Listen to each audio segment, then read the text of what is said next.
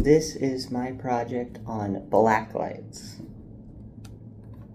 So a black light is almost like any other type of light radiating electromagnetic radiation, but this emits UV light, which our human eyes cannot see.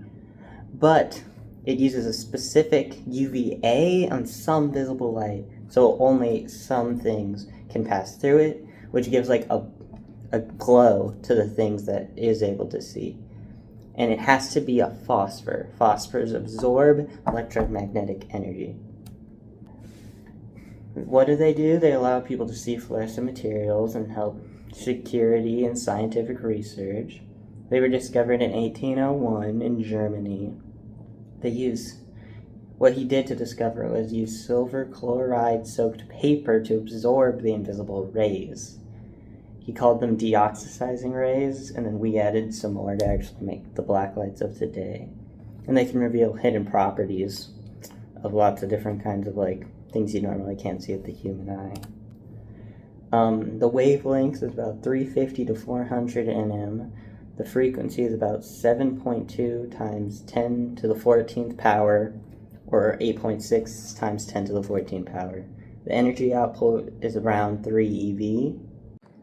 These variables show us when the wavelength increases, it causes frequency and energy to decrease. This also works the other way around. When wavelengths decrease, the energy and the frequency will increase. And now I show this point. Black lights use special filters or coatings to absorb or block most of their light, allowing only UVA and a little bit of visible light to pass through. You'll see a purplish glow around the bulb, but most of the light coming out of the bulb is essentially invisible to us. So under a black light, most things look dark to us. But some things glow brightly because they contain compounds known as phosphors. Phosphors are substances that absorb that electromagnetic energy coming from a light source and then fluoresce, meaning they emit the light that they've absorbed at a lower visible frequency. In other words, they glow. When you shine a black light on a phosphor, what you're actually doing is getting the object to convert that invisible UV radiation into light that you can see. Lots of stuff contains phosphors: highlighter ink, glow-in-the-dark toys, neon paints, tonic water, even a lot of laundry detergents, which is why white clothing glows so brightly under a black light. Human teeth, fingernails, and certain bodily fluids like blood, urine, and semen all contain natural phosphors, which is why forensic investigators might bust out a black light at a crime scene. Alright, I have 2 articles now that help us see what black lights do, and this one is about the Black Light Bash, a raving success.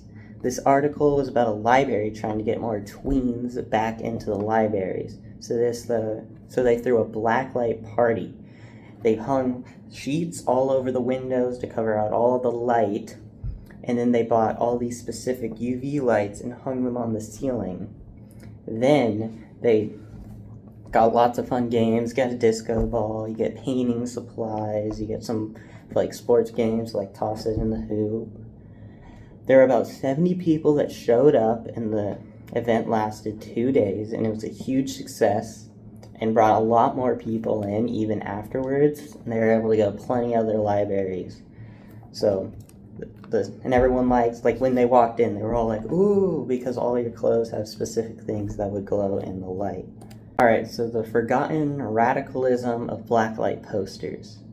So black lights were huge during the 60s and 70s.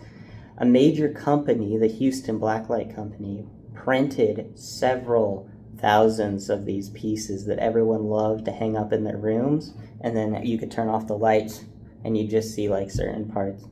If you had a UV light, you'll be able to see the parts glow on the paintings. An example is George Goody's piece, "Now!" with an exclamation point, "Free the Mind" in 1971, which depicted a man raising his fist with tons of flames in the background that would glow when you shined the UV, the black light, on it. These posters weren't hung in galleries. They were just mass-produced, but they still carry spirit of revolution in them, which a lot of people liked during the 70s. The concluding thoughts: the black light is a fascinating invention of humankind because we managed to invent a light that we aren't able to see.